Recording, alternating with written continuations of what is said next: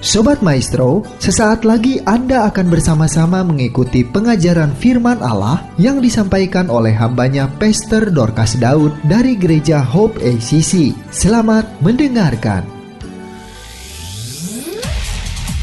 Shalom, Anda akan mendengarkan program Kuasa dalam Firman-Nya yang disampaikan oleh Pastor Dorcas Daud dari Hope ACC dan Dorcas Ministries.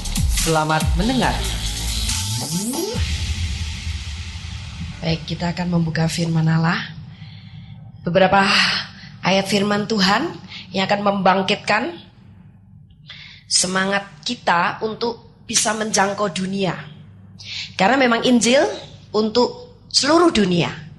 Injil bukan hanya untuk kita-kita saja, tapi untuk seluruh umat manusia. Tapi masalahnya sekarang bagaimana kita bisa menjangkau dunia. Ternyata kembali kepada apa yang dikerjakan oleh Yesus dan murid-muridnya, mereka menjangkau dunia hanya dengan cara melakukan mujizat.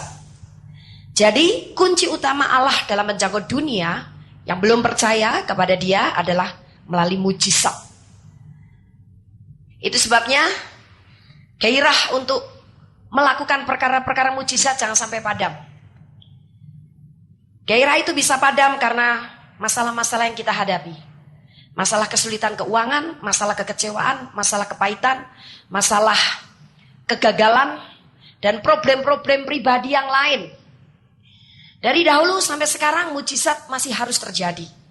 Karena tanpa mujizat, dunia tidak akan pernah mengenal Allah yang sesungguhnya dan Tuhan yang sesungguhnya. Nah, beberapa bukti dari Alkitab yang menyatakan bahwa kunci utama Allah untuk menjangkau dunia adalah melalui mujizat. Kita melihat di dalam Yohanes pasal yang ke-6 ayat yang kedua.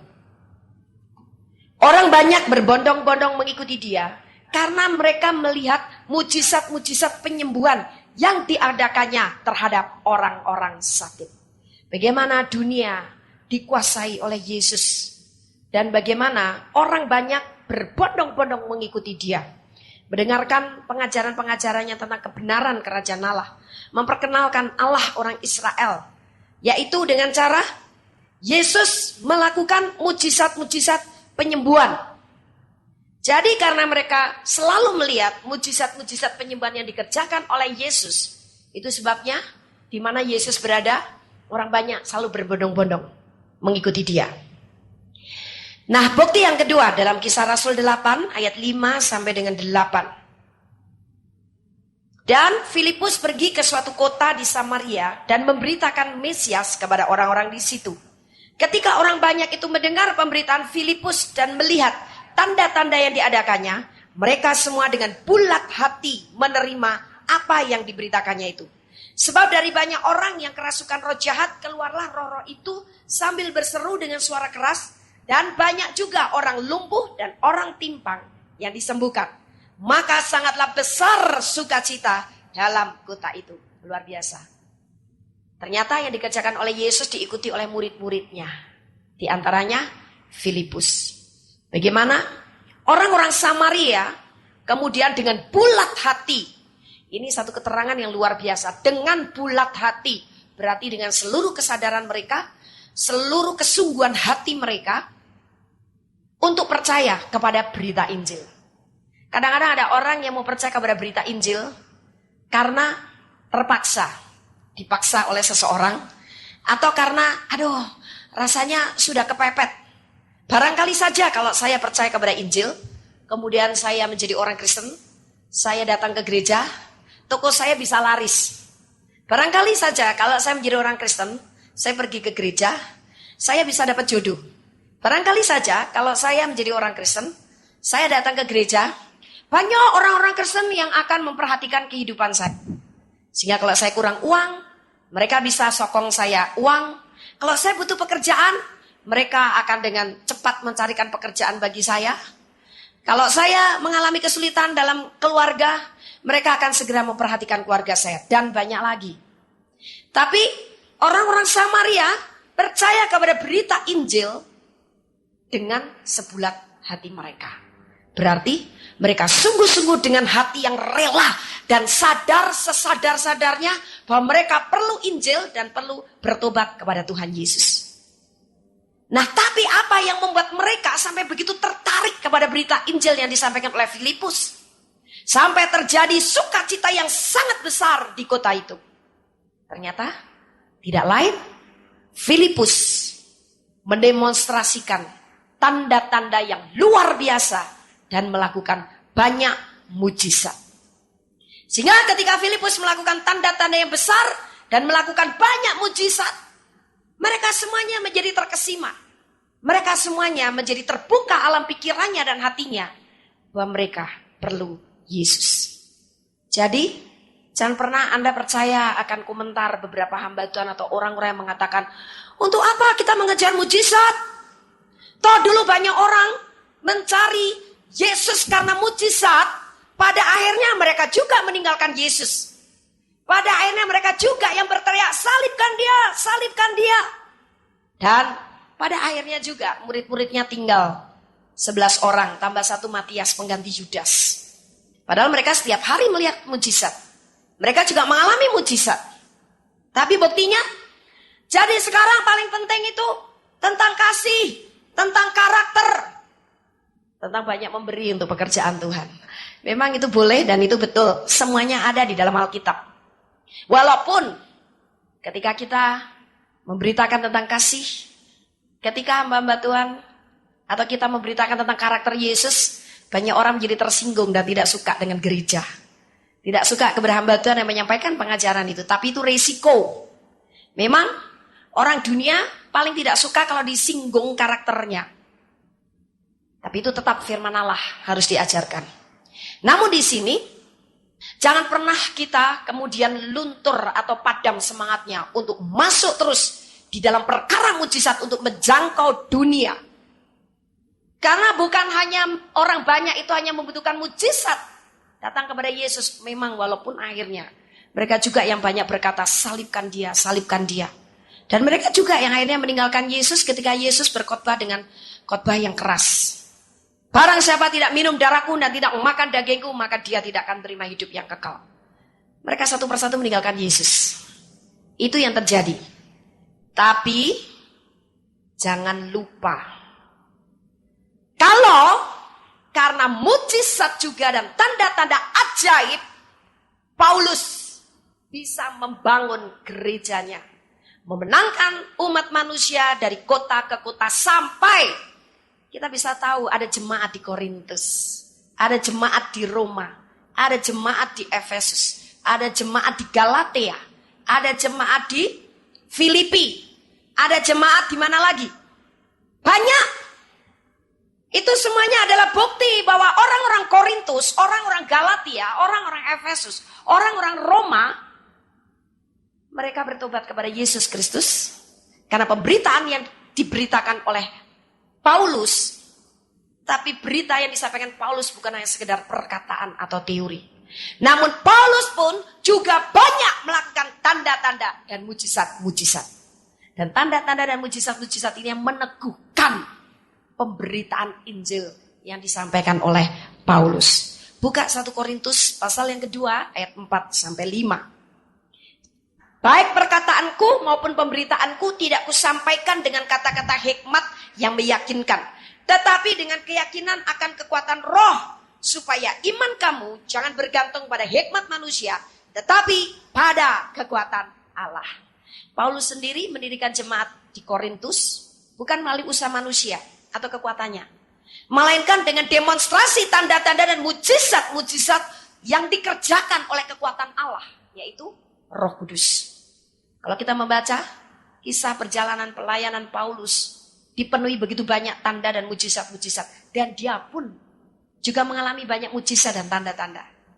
Dia bukan hanya sekedar mendemonstrasikan mujizat itu untuk orang lain, namun ketika dia menghadapi masalah secara pribadi, dia pun sanggup menolong dirinya keluar dari masalahnya dan menang dengan tanda-tanda dan mujizat-mujizat. Dari mana saya tahu?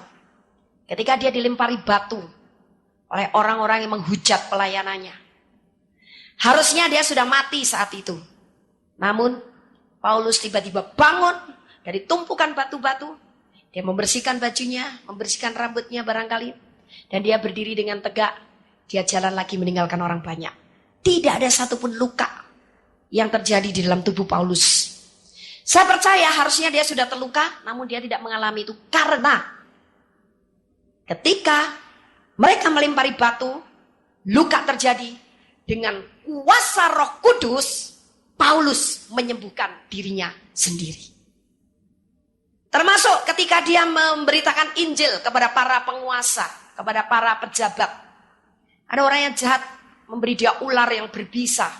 Dan dibiarkan ular itu menggigit dia supaya dia mati karena racun ular.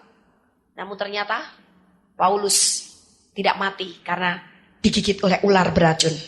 Dia tetap hidup sampai dia mengakhiri pertandingan dengan baik. Dan bukan hanya itu saja. Ketika dia akan berlayar ke satu tempat, di perahu itu hampir tenggelam. Tapi dia sekali lagi lolos dari maut. Itu yang dikerjakan oleh Paulus. Jadi terbentuknya jemaat-jemaat yang kita kenal sekarang melalui Alkitab, tidak lepas daripada perbuatan tanda-tanda ajaib dan mujizat. Sekarang saya ingin menggerakkan Anda untuk bangkit dan bergairah lagi dengan mujizat. Itu sebabnya jangan padamkan roh. Terlalu banyak persoalan yang bisa memadamkan roh di dalam kita. Terlalu banyak problem, himpitan dan tekanan dan bahkan persoalan-persoalan. Persoalan pribadi maupun persoalan pelayanan, persoalan pekerjaan yang bisa membuat gairah kita untuk hal seperti itu jadi padam.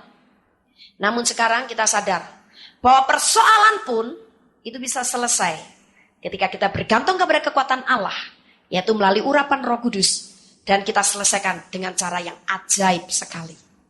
Bukan dengan kekuatan manusia, seperti apa yang dikerjakan oleh Paulus. Tapi dengan keyakinan akan kekuatan roh. Adanya pelayanan seperti ini adalah untuk membuat Anda terus berkobar-kobar dan bersemangat di dalam kekuatan Roh Kudus. Dalam urapan. Dan urapan itu harus berkembang dan berkembang terus. Urapan itu harus dinyatakan sampai kita bisa menghasilkan perbuatan-perbuatan tanda-tanda yang ajaib dan mujizat. Ini adalah satu bukti bahwa dunia ternyata dimenangkan dengan perkara-perkara yang luar biasa. Yaitu dengan kuasa Roh Kudus kita melakukan pekerjaan-pekerjaan mujizat. Memang sisi-sisi yang lain juga perlu diperhatikan. Sisi tentang karakter, sisi tentang hal memberi sehingga hidup berkemakmuran, sisi tentang kedisiplinan, dan masih banyak sisi-sisi yang lain. Tapi satu sisi ini jangan terabaikan. Dari awal kita sudah mengawali dengan roh. Biar kita terus berjalan dalam roh. Dan pada saatnya nanti kita mengakhiri pertandingan di dalam roh. Jadi bertahanlah di dalam urapan yang harus kita kembangkan setiap saat. Jadi kesimpulannya, kunci ledakan peningkatan gereja mula-mula, kalau kita baca di dalam Alkitab, adalah kemampuan yang supranatural dari Roh Kudus, seperti yang dijanjikan oleh Yesus kepada murid-muridnya. Kita membuka dalam Kisah Rasul pasal 1 ayat yang ke-8. Tetapi kamu akan menerima kuasa kalau Roh Kudus turun ke atas kamu. Dan kamu akan menjadi saksiku di Yerusalem dan di seluruh Yudea dan Samaria dan sampai ke ujung bumi. Jadi jelas sekali bahwa kita akan menjadi saksinya sampai ke ujung bumi ketika kekuatan supranatural Roh Kudus itu sudah turun atas kita. Jadi inti yang terutama Anda dan saya dipenuhi Roh Kudus adalah untuk menjadi saksi sampai ke ujung bumi. Berarti engkau harus menjangkau dunia. Dan ternyata dunia tidak hanya bisa dimenangkan oleh perkataan. Karena semua agama-agama di dunia ini sudah kaya dengan kata-kata. Itu sebabnya dengan tegas firman Allah mengatakan bahwa kerajaan Allah bukan terdiri dari perkataan, namun dari kuasa. Kalau orang Kristen hanya kaya dengan teori, dengan kata-kata tanpa bukti, berarti kita hanya adu argumentasi kata-kata dengan agama yang lain. Kita bersaing dengan kata-kata yang indah-indah untuk memenangkan orang-orang dunia. Dan tentu saja, karena kita bersaing dengan begitu banyak aliran kepercayaan dan agama. Dan mereka juga mengajarkan begitu bagus filsafat-filsafatnya.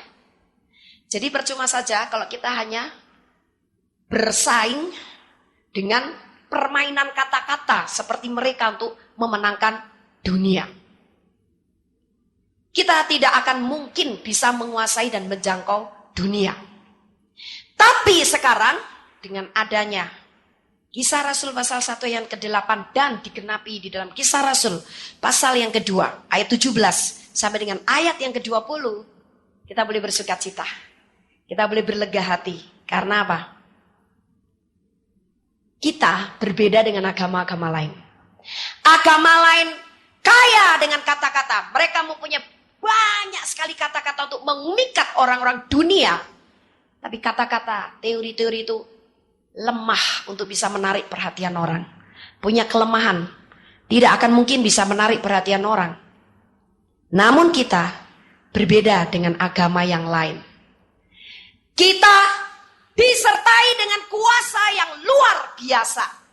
Yaitu urapan Roh Kudus. Jadi sekarang manfaatkan urapan di dalam diri kita untuk bisa menjangkau dunia. Untuk bisa menjangkau orang lain.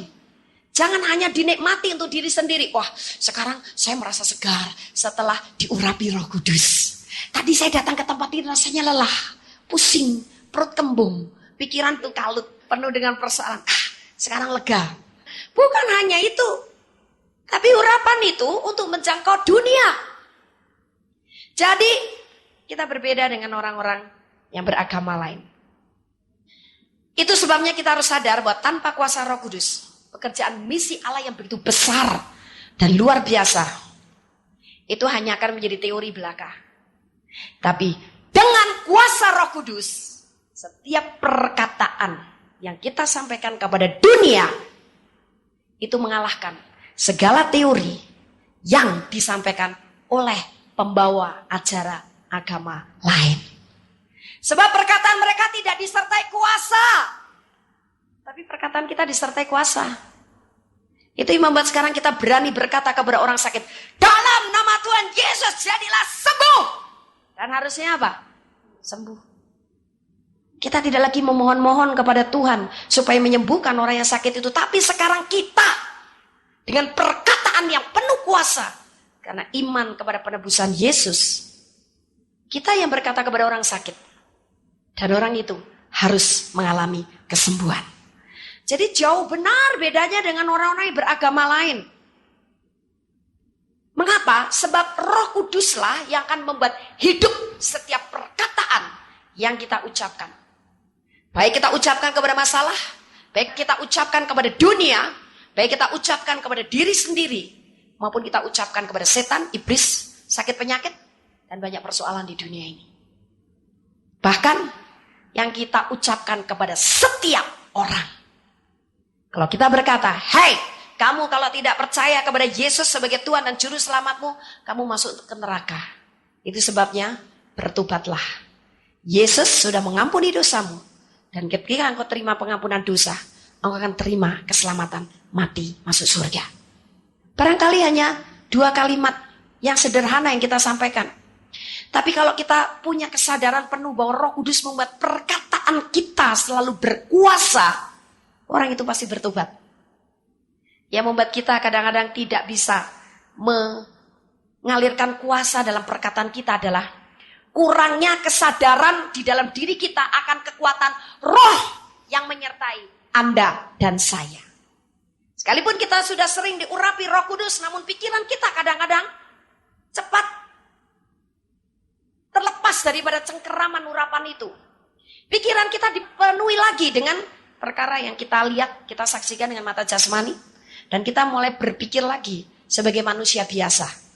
Ya memang saya diurapi tadi sampai goncang-goncang di rumah. Tapi ini tetanggaku sakitnya terlalu parah. Ya memang aku diurapi urapan berkat. Tapi ini persoalan duit ini susah. Duit itu susah. Masa iya duit bisa jatuh dari langit? Itu adalah pikiran manusia. Lemah. Manusia dunia. Kita tidak sadar bahwa Roh Kudus bisa membuat perkataanmu menjadi berkuasa. Akibatnya ketika engkau berkata kepada masalah, "Hei, ini masalah sakit penyakit, keluar dari orang ini." Jadilah sembuh. Sekarang semua setan, roh-roh pencuri berkat, aku perintahkan keluar. Dan hidup saya sekarang diberkati melimpah-limpah oleh Allah Bapa. Karena saya sudah mengenal kasih karunia-Nya di dalam Yesus Kristus. Dia yang kaya, rela menjadi miskin, supaya saya menjadi kaya oleh karena kemiskinannya. Terjadi. Jadi jangan lemahkan kesadaranmu tentang kekuatan roh di dalam diri saudara dan saya. Bahkan bangkitkan jiwamu ketika engkau tidak sadar bahwa kekuatan urapan roh itu begitu dahsyat. Katakan kepada jiwamu, "Hai jiwaku, kenapa ragu-ragu? Kenapa bimbang untuk menyembuhkan tetangga? Kenapa takut masalah keuangan? Kenapa takut memberitakan Injil? Mengapa takut saya menjadi saksi sampai ke ujung-ujung bumi? Mengapa takut tentang persoalan ini, tentang persoalan itu, tentang sakit penyakitku?" Engkau bisa sadarkan jiwamu. Kesadaran akan kekuatan urapan di dalam diri kita itulah yang membuat urapan Roh Kudus bisa mengalir dengan luar biasa. Segala sesuatu perlu disadari dan diakui. Tanpa kesadaran dan pengakuan, segala sesuatu tidak punya hak dan otoritas untuk menguasai. Sama dengan apa yang terjadi di dunia ini, karena mekanisme di dunia ini sebetulnya adalah gambaran daripada apa yang terjadi di alam roh. Di dunia ini, seseorang bisa menjadi seorang pemimpin ketika orang lain mengakui dia sebagai pemimpin dan menyadari dia punya jabatan pemimpin, atau dia ditentukan atau dilantik untuk menjadi seorang pemimpin. Katakan ini adalah perusahaan dunia. Jadi, semua pegawainya harus mengakui bahwa dia seorang pemimpin karena menyadari dia dilantik menjadi seorang pemimpin atau manajer perusahaan itu. Tapi ketika kesadaran bahwa orang itu menjadi manajer sebuah perusahaan hilang di dalam setiap pegawainya atau karyawan-karyawatinya, maka hilang pula pengakuan mereka atas diri orang itu sebagai manajer mereka. Apa yang terjadi?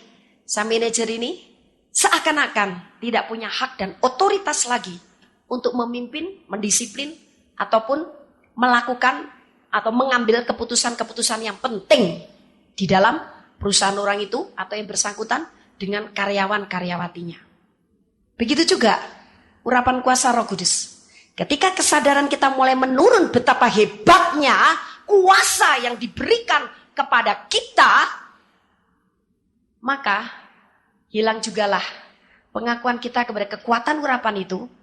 Akibatnya walaupun pemberi urapan yaitu Roh Kudus masih tetap ada di dalam diri kita, seakan-akan dia kehilangan hak dan otoritas untuk mempergunakan perkataanmu, mempergunakan tangan-tanganmu, bahkan mempergunakan hidupmu untuk melakukan pekerjaan-pekerjaan yang luar biasa. Pekerjaan-pekerjaan hebat, sehebat kekuatannya. Jadi saya ingin bangkitkan sekarang kesadaran Anda dan penghargaan Anda kepada kekuatan urapan roh itu. Sangat luar biasa. Nah, 1 Korintus 2 ayat yang kelima. Tadi dikatakan, supaya iman kamu jangan bergantung pada hikmat manusia, tetapi pada kekuatan Allah. Hikmat itu ada di mana sih? Ada dalam pikiran. Jadi supaya pikiran kita sekarang jangan bergantung kepada kekuatan dirimu, keberadaanmu secara daging, secara jasmani. Namun, sekarang imanmu itu bergantung kepada kekuatan Allah. Dan kekuatan Allah ada di mana?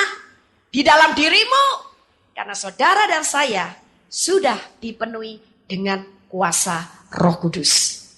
Saat kuasa Roh Kudus memenuhi kita, disitulah kekuatan Allah yang supranatural, yang tidak tertandingi ada di dalam kita. Kisah Rasul 1 ayat yang ke-1. Tapi ini merupakan penjelasan dan peneguhan bagi kita bahwa Yesus itu menjadi teladan kita. Hai Theophilus, dalam bukuku yang pertama, aku menulis tentang segala sesuatu yang dikerjakan dan diajarkan Yesus. Nah sekarang, mengapa Yesus jadikan teladan kita? Karena yang dikerjakan dan diajarkan oleh Yesus itu adalah luar biasa. Yesus selalu mengerjakan dan mengajarkan perkara-perkara dari kerajaan Allah. Dan bagaimana dia mengajarkan kerajaan Allah? Dia bukan hanya bermain kata-kata dengan memberikan begitu panjang lebar penjelasan tentang kerajaan Allah dan segala definisinya, ketentuan-ketentuan dan hukum-hukumnya. Namun dia juga membuktikannya dengan mengerjakan perkara-perkara kerajaan Allah yang menandakan bahwa kerajaannya sudah datang di atas muka bumi ini. Melalui dia sembuhkan orang sakit, dia usir setan-setan, dia lakukan banyak mujizat-mujizat yang lain, dia memberi makan orang banyak juga dengan cara yang mujizat, dan kadang-kadang dia menyembuhkan orang sakit juga dengan cara yang sangat aneh sekali, dengan cara yang tidak lazim. Ambillah contoh ketika dia ketemu dengan orang yang buta. Suatu kali dia hanya berkata jadilah melek. Tapi kesempatan yang lain, dia meludah di tanah, dia mengaduk tanah, dia tempelkan adukan tanah bercampur ludahnya di mata orang itu menjadi sembuh. Kesempatan yang lain ketika dia memberi makan 5.000 orang dari 2 ekor ikan, 5 ketul roti. Saya percaya sebetulnya dia dengan cara mereka duduk seadanya, duduk seperti sedia kala. Barangkali mereka duduk di rumput semaunya mereka, asal mereka merasa nyaman. Ada yang duduk di sebelah pojok, ada yang di depan, ada yang di belakang, ada yang agak di tanah yang agak berbukit supaya kakinya enak diluruskan ke bawah. Ada yang berdempet-dempetan. Tapi aneh sekali, sebelum Yesus melakukan mujizat, dia memerintahkan mereka untuk duduk berkelompok-kelompok. Saya kadang-kadang memperhatikan cerita-cerita yang berulang kali sudah saya baca, tapi tiap kali saya mau baca lagi, supaya saya dapat sesuatu yang baru. Dan ini menarik perhatian saya. Mengapa? Karena Yesus ingin memberitahu kepada orang banyak bahwa apa yang diajarkannya itu bukan sekedar teori. Karena kerajaan Allah bukan hanya terdiri dari perkataan, namun dari kuasa. Dan apa yang diberitahu kepada orang banyak itu bukan hanya sekedar dongeng, tapi itu bisa terjadi di alam materi. Itu sebabnya dengan cara-caranya yang sering berganti-ganti untuk dia melakukan mujizat. Entah mujizat kesembuhan, entah mujizat memberi makan itu. Dia lakukan itu. Lain kali Petrus ketika dia ditodong sama penjaga bait Allah, bayar. Petrus tadinya mau nantang, oke, kita bayar, kita kaya, kita juga punya bendahara tuh Yudas. Bendahara pelayaran kita. Tapi Yesus tidak suruh Petrus ambil uang dari kas bendahara, suruh pergi ke Yesus dengan cara-cara yang ajaib, dia melakukan banyak hal untuk menarik perhatian banyak orang, bahkan untuk menjangkau dunia. Dia ingin menyatakan memang Allah itu adalah supranatural, ilahi dan kekuatannya luar biasa. Sehingga dia perlu membuktikan Allah yang diberitakan kemana-mana, Yahweh atau Yehovah, yang diberitakan kemana-mana dengan tanda-tanda yang menyertainya. Allah yang luar biasa bukan hanya diceritakan sebagai dongeng, tapi ini buktinya. Dengan kekuatannya saya bisa melakukan ini dan bisa melakukan itu. Dengan kekuatannya saya bisa melakukan pekerjaan ini dan melakukan pekerjaan itu. Jadi Yesus sendiri menjadi teladan bagi kita. Bagaimana dia mengerjakan dan mengajarkan kepada dunia atau orang banyak. Itu dengan tanda-tanda yang ajaib dan mujizat-mujizat. Selain khotbah-khotbah yang berkuasa. Karena apa? Roh Kudus yang sama ada di dalam dirinya. 1 Tesalonika 1 ayat yang kelima. Sebab Injil yang kami beritakan bukan disampaikan kepada kamu dengan kata-kata saja, tetapi juga dengan kekuatan oleh Roh Kudus dan dengan suatu kepastian yang kokoh. Memang kamu tahu bagaimana kami bekerja di antara kamu, oleh karena kamu bukan main. Injil yang diberitakan dari mulai Yesus dan murid-muridnya yang pertama, bahkan sampai generasi kita maupun generasi yang akan datang, seharusnya diberitakan bukan dengan kata-kata saja, tetapi dengan kekuatan Roh Kudus dan dengan suatu kepastian yang kokoh. Nah sekarang kepastian yang kokoh itu apa? Kepastian yang kokoh itu adalah bukti yang bisa dilihat oleh mata jasmani. Bisa dirasa, bisa dikecap, bisa diraba oleh panca indera. Apa itu? Perbuatan-perbuatan yang ajaib. Mata orang buta melek, orang lumpuh berjalan, orang tuli mendengar, orang sakit sembuh, orang kerasukan setan diusir setannya, orang lapar dikasih makan tapi bukan dikasih beras, melalui mujizat juga. Butuh duit? Tidak perlu. Yesus cari-cari orang yang mendanai pelayanannya.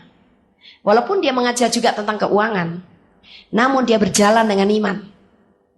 Dan ternyata dia bisa jalan dari kampung ke kampung, desa ke desa, kota ke kota untuk memberitakan Injil. Saya percaya dia tidak kekurangan uang. Di mana-mana dia pasti dikerubutin berkat. Pasti itu sebabnya dia juga memberikan perhatian tentang hidup diberkati itu seperti apa. Ada kunci-kuncinya. Nah, jadi Injil yang diberitakan itu harus dengan kekuatan roh dan dengan suatu kepastian yang kokoh. Jadi harus dengan bukti. Oke, kalau you cerita tentang Yesus luar biasa. Ini anakku step. Sekarang bagaimana bisa sembuh? Oke, kalau you cerita tentang Yesusmu itu adalah Tuhan. Tuhan itu berarti Tuhan di atas segala Tuhan, tidak ada yang menandingi. Tolong dong, ini makku lumpuh. Gimana supaya bisa jalan? Karena kasihan dia lumpuh begitu sampai sininya pada korengan karena dipakai tiduran melulu. Orang yang lumpuh tiduran terus kan lama-lama kulitnya bonyok-bonyok. Karena tidak kena udara, tidak kena matahari. Lama-lama terjadi luka sehingga kadang-kadang anak atau cucunya kasih bedak begitu. Terjadi iritasi. Nah, terjadi iritasi. Tolong dong, gimana supaya dia bisa sembuh, bisa jalan lagi? Nah, bukti itu selalu harus menyertai Injil yang kita beritakan. Jadi, dari ayat ini kita bisa mendapat kesimpulan bahwa sebetulnya adanya mujizat atau mujizat yang kita lakukan itu bisa menjawab begitu banyak pertanyaan orang-orang dunia. Ini sebetulnya Yesus itu siapa sih, kok orang kesini pada ekstrim sama Yesusnya? Kalau orang Kristen ini kejar-ngejar katanya kuasa Allah. Oh, ini kenapa di lapangan bikin KKR hebat-hebatan sampai kursi-kursi roda pada ditaruh di atas panggung? Yesus itu siapa? Kok sampai begitu berani dia meyakinkan banyak orang, bahkan bukan hanya orang Kristen, karena ini kebaktiannya atau ngumpulin orang-orang secara massal. Ini siapa Yesus yang dia bawa-bawa dan dia beritakan? Akhirnya pertanyaan-pertanyaan itu akan terjawab. Oh, Yesus ternyata Tuhan. Wow, kalau begitu aku butuh dia. Karena selama ini saya mencari Tuhan, mencari jalan yang lurus. Saya mencari jalan dan kebenaran, tidak ketemu juga. Ternyata Jesus is the way. Yesus adalah jalan, kebenaran dan hidup. Mereka terjawab. Jadi saudara, mujizat itu akan menjawab begitu banyak pertanyaan. Barangkali masih pertanyaan-pertanyaan yang lain yang banyak lagi. Ini hanya salah satu contoh yang sering terjadi di antara kalangan mereka. Nah, yang kedua, mujizat itu meyakinkan keraguan. Ada begitu banyak orang-orang, termasuk orang Kristen sendiri sebetulnya, kadang-kadang meragukan akan ketuhanan Yesus atau kasihnya, atau kehadirannya, atau perhatiannya dalam hidupnya. Namun, ketika dia melihat dan menyaksikan mujizat, apa yang terjadi? Pikirannya terbuka lagi. Oh, ternyata Tuhan, saya yang salah. Selama ini saya meragukan ketuhananku karena saya capek menghadapi problem. Tapi ternyata Engkau lakukan mujizat dalam hidup saya. Oh, terima kasih Yesus. Engkau ternyata betul-betul Tuhan. Atau mungkin agama lain juga. Nah, jadi saudara, mujizat itu menjawab dan meyakinkan. Menjawab apa? Pertanyaan. Dan meyakinkan keraguan. Jadi sebetulnya dunia yang penuh dengan tanda tanya, karena semua orang di dunia ini serba tidak pasti. Sebab kalau kita lihat dan kita saksikan, dunia bagian mana yang bisa memberikan jaminan kepada manusia? Tidak ada. Jadi otak orang-orang dunia nih sebetulnya saudara, kalau kita teropong ya pakai keker, itu penuh dengan tanda tanya atau tidak. Tapi di alam roh betul-betul kalau orang penuh dengan pertanyaan karena mereka belum percaya atau apalah. Saya kalau melayani seseorang otaknya penuh dengan hal seperti itu, di alam roh kelihatan juga tanda tanya begitu. Penuh sekali. Dalam nama Yesus, ini roh-roh yang berbentuk tanda tanya tak terjawab ini, keluar. Bisa keluar kan, itu hanya berupa roh. Semua yang berdomisili dalam pikiran kita, itu sebenarnya masuknya adalah melalui alam roh dan kekuatan roh. Tinggal sekarang, dari alam roh mana, kekuatan roh mana, nah itu masalahnya. Kalau pikiran kita dimasuki dari alam rohnya Allah, yang masuk pasti Roh Kudus. Nah, pasti jadi hebat. Pasti menang, pasti luar biasa seperti Yesus. Tapi kalau pikiran kita dimasukin dari alam roh setan atau duniawi, pasti yang masuk adalah rohnya setan atau roh duniawi, kita akhirnya menjadi orang Kristen yang tidak hebat di matanya Allah. Karena pikirannya pikiran duniawi. Atau pikirannya tidak cocok dengan firman-Nya. Nah, jadi mujizat itu menjawab setiap pertanyaan. Tidak perlu mereka sebetulnya kalau kita memberitakan Injil, bertele-tele mengadakan diskusi dengan kita. Ada banyak teori-teori penginjilan yang diajarkan dengan cara membuat diskusi, entah namanya diskusi panel atau membuat adu argumentasi atau ketika memberitakan Injil dari orang per orang, juga sempat berdebat mengenai kitab suci. Sebetulnya saudara, kalau kita bergerak dengan kekuatan urapan Roh Kudus, melakukan mujizat, hal seperti ini bisa dihindari. Kalau mereka berdebat, mereka membantah terus, sudah cukup kita katakan, ya sudah. Kita tidak usah menang-menangan ngomong, mari silahkan kita lihat bukti. Apa masalahmu? Oh ini jempolku buntung satu. Oke, saya tumbuhkan. Tapi karena gairah kepada mujizat itu seringkali dalam Anda padam. Pada sesuatu yang kita tuju dengan semangat yang tinggi, itu pasti tercapai. Teori dunia saja mengajarkan begitu. Saya pernah melayani seseorang yang bergerak di dalam multi level. Berapa bulan sekali mereka dikumpulkan di satu tempat, sudah diceramai, cuci otak, ditanamkan kecintaan dan semangat mereka untuk bergairah membentuk multi level dalam bisnis ini. Tidak cukup itu, mereka suruh bangkit berdiri. Dalam beberapa waktu lamanya, mereka suruh mengucapkan kata-kata keberhasilan. Persis seperti pengakuan iman kita kepada firman Allah. Orang yang sakit bisa mengalami kesembuhan mujizat ketika mulutnya tidak ngomong sakit terus, tapi dia bilang, oleh bilur Yesus aku sudah sembuh, oleh bilur Yesus aku sudah sembuh, oleh bilur Yesus aku sudah sembuh. Penyakitnya hilang. Apa bedanya dilakukan sama orang dunia? Tapi bukan kita yang mencontoh mereka yang contoh teorinya Allah. Karena cukup berhasil mereka mencontoh, mereka diajarkan seperti itu.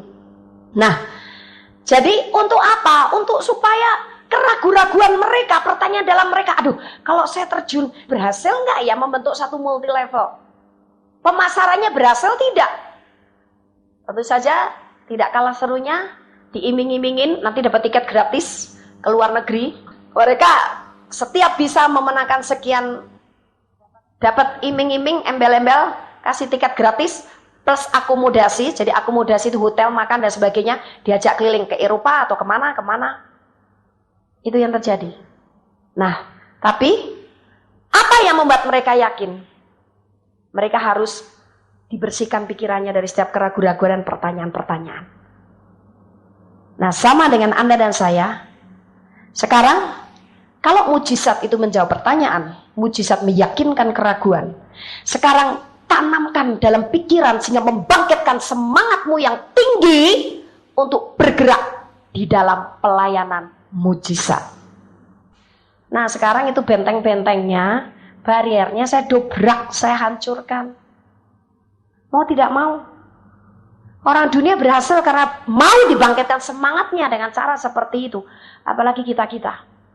Di mana bukan kekuatan kita yang melakukannya, tapi kekuatan roh.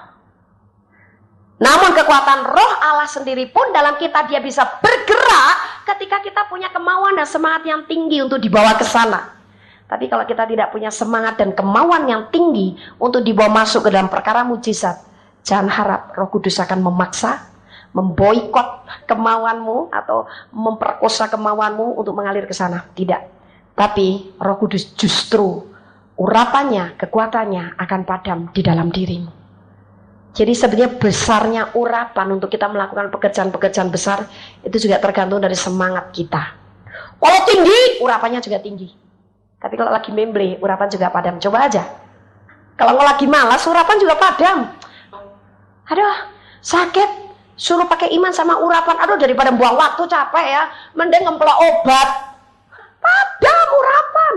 Aduh, butuh duit. Harus pakai iman dan urapan berkat. Lama amat. Ini kebutuhan mendesak. Udahlah, pinjam dulu. Orang kadang-kadang mau cari enaknya termasuk orang Kristen. Akibatnya semangat dan gairah kita untuk mengalami hal yang luar biasa itu tidak terjadi. Dan segala pertanyaan, segala keraguan-raguan makin bertumbuk-tumbuk dalam pikiran kita. Kita akan berpikir, loh, katanya jadi orang Kristen diberkati sama Tuhan. Kok aku butuh duit sampai utang? Katanya Yesus sudah menanggung semua sakit penyakitku. Kok aku tidak sembuh? Tetap saja ngemlokin obat. Mengapa? Karena kita tidak mau bangkit semangat dan kemauannya untuk mengarah ke sana. Gereja Tuhan yang sehat harus balance atau seimbang. Satu sisi diajarkan tentang karakter, menabur, iman. Tapi sisi yang lain juga harus mendorong jemaat Allah, umat Allah disadarkan dengan kekuatan urapan roh yang luar biasa untuk mulai bergerak seperti gereja yang mula-mula. Nah, sekarang bagaimana supaya kita bisa mempunyai urapan yang luar biasa? Kita mencontoh lagi dari hidupnya Yesus. Bagaimana Yesus tidak pernah kehilangan semangat dan kemauannya untuk dibawa mengalir dalam roh oleh Bapaknya. Sama dengan kita, kuncinya harus punya semangat yang tinggi dan kemauan untuk bergerak masuk dalam perkara mujizat. Yesus sesudah dipenuhi kuasa Roh Kudus, apa yang dia lakukan? Yohanes 5 ayat 19. Maka Yesus menjawab mereka, katanya, aku berkata kepadamu, sesungguhnya anak tidak dapat mengerjakan sesuatu dari dirinya sendiri, jikalau tidak ia melihat Bapa mengerjakannya. Sebab apa yang dikerjakan Bapa, itu juga yang dikerjakan anak. Yesus sendiri, dia tidak bisa melakukan pekerjaan apapun dari kekuatan dirinya. Dia bisa melakukan semuanya karena dia melihat Bapa mengerjakannya. Sebab itu, semua yang dikerjakan oleh Bapaknya dikerjakan oleh Yesus. Jadi kalau kita mau tahu apa yang dikerjakan oleh Allah Bapa, kita membaca saja kisah pekerjaan Yesus. Itulah pekerjaan Bapa sendiri. Nah sekarang mengapa Yesus atau bagaimana Yesus bisa melihat segala sesuatu yang dikerjakan oleh Bapaknya sehingga dia pun juga mengerjakannya di dunia ini? Memang dengan urapan kuasa Roh Kudus. Tapi ini dipenuhi sesudah Yesus dibaptis oleh Yohanes Pembaptis sehingga dia dipenuhi Roh Kudus. Tindakan berikutnya ternyata adalah melalui hubungan yang akrab dengan Bapaknya. Jadi kalau Yesus tidak menjalin hubungan yang akrab dengan Bapaknya, sekalipun dia dipenuhi Roh Kudus, tidak bangkit semangat dan kemauannya untuk melakukan pekerjaan-pekerjaan yang besar seperti yang dikerjakan oleh Bapaknya. Jadi, bagaimana kita sekarang bisa mempunyai urapan yang luar biasa sehingga kita bisa melakukan mujizat untuk menjawab setiap pertanyaan dan meyakinkan keraguan orang-orang di dunia ini melalui hubungan yang akrab dengan Yesus. Kalau kita mengadakan hubungan yang akrab, persahabatan, pergaulan yang karib dengan Yesus, maka kita akan melihat bagaimana Yesus mengerjakan pekerjaan-pekerjaan itu dan itu memotivasi kekristenan kita. Itu membangkitkan semangat kita dan kemauan kita. Kalau Yesus dipenuhi Roh Kudus bisa melakukan seperti itu, aku juga dipenuhi Roh Kudus, aku bisa melakukan hal yang sama. Jadi, hubunganmu dengan Kristus yang diurapi, Yesus Kristus, jangan ketika ibadah hari Minggu, setiap hari, setiap detik, setiap saat. Barangkali engkau melihat pekerjaan dikerjakan Yesus melalui Alkitab, tapi menjadi rema di dalam hatimu, sehingga semangatmu bangkit. Aduh, Yesus bisa mencelikkan mata orang buta. Sampai di mana dia berada selalu dikejar orang banyak karena dia selalu mengerjakan pekerjaan mujizat. Aku juga bisa karena Yesus di dalamku dan kuasanya juga ada di dalamku. Banyak cara Anda mendapat pewahyuan atau motivasi daripada Tuhan. Untuk apa? Untuk mulai berani masuk mengalir dalam perkara mujizat. Nah, sekarang Yohanes 14 ayat yang ke-6. Kata Yesus kepadanya, "Akulah jalan dan kebenaran dan hidup. Tidak ada seorang pun yang datang kepada Bapa kalau tidak melalui aku." Nah, Yesus berkata, "Akulah jalan dan kebenaran dan hidup. Tidak ada seorang pun yang datang kepada Bapa kalau tidak melalui aku." Jadi bagaimana kita akan sampai kepada Bapa dan rencana-rencananya dan melihat pekerjaan Bapa? Hanya melalui Yesus. Itu sebabnya jalin, bangun, bentuk hubungan secara pribadi dan spesial dengan Yesus. Setiap saat. Di mana saja berada. Melalui apa? Banyak cara untuk kita menjalin pergaulan dengan Yesus, banyak cara. Bukan hanya mengikuti ibadah, walaupun itu juga penting. Bukan hanya melalui penyembahan dalam bahasa roh. Bukan hanya melalui pembacaan Alkitab. Tapi banyak hal. Ya. Bisa melalui penyembahan, bisa melalui komunikasi pakai bahasa sehari-hari, bisa melalui menikmati kasihnya, bisa melalui firman-Nya yang kita dengar maupun yang kita baca. Atau pewahyuan-pewahyuan lain yang Roh Kudus akan kerjakan dalam saudara. Roh Kudus itu kreatif. Jadi sebetulnya begitu banyak cara dia ingin menjalin atau membantu Anda bisa berhubungan dengan Yesus secara pribadi. Jadi percayakan saja sama Roh Kudus. Supaya dia bisa membantu Anda membangun hubungan secara pribadi dengan Yesus. Karena pada dasarnya sifat Roh Kudus itu juga damba akan satu hubungan atau persahabatan. Itu sebabnya dia rela dipersatukan dengan roh saudara dan saya.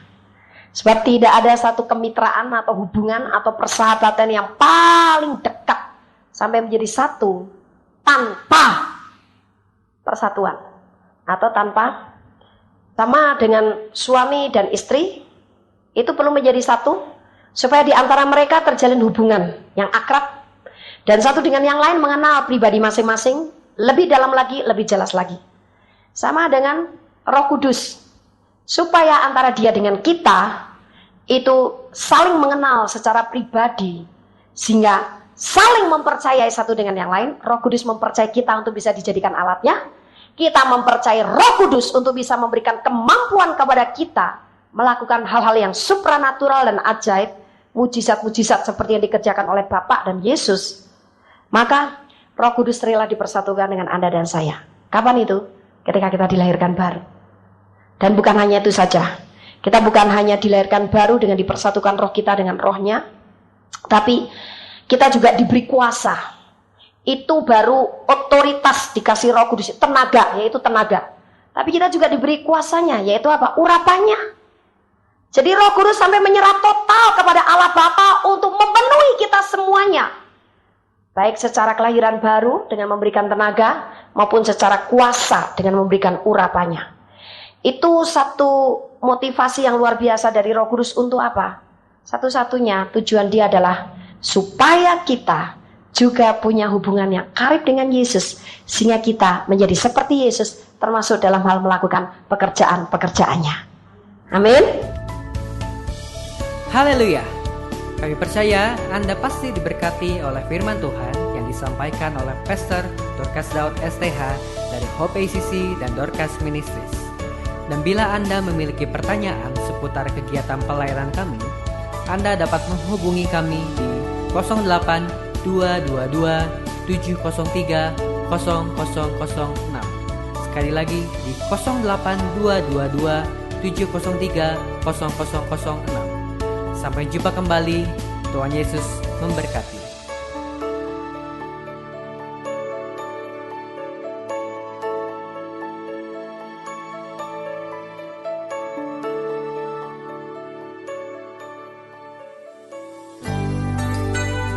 Demikianlah firman Tuhan yang berkuasa telah kita dengar bersama-sama. Dan kami percaya Anda sangat diberkati. Bagi yang membutuhkan pertumbuhan iman dan pelayanan lebih lanjut, Anda dapat menghubungi kami dan beribadah bersama dengan kami setiap hari Minggu di Gereja Hope ACC di ACC Center, Jalan Mekar Utama, nomor 31, lantai 3 Kompleks Mekarwangi, Bandung, pada jam 8.30. ada kebaktian anak-anak pada jam yang sama. Ikuti juga Breakthrough Prayer setiap Jumat jam 18.30. Jika Anda membutuhkan dukungan doa, Anda dapat mengirimkan SMS ke nomor 0822 2703 0006. Tuhan memberkati.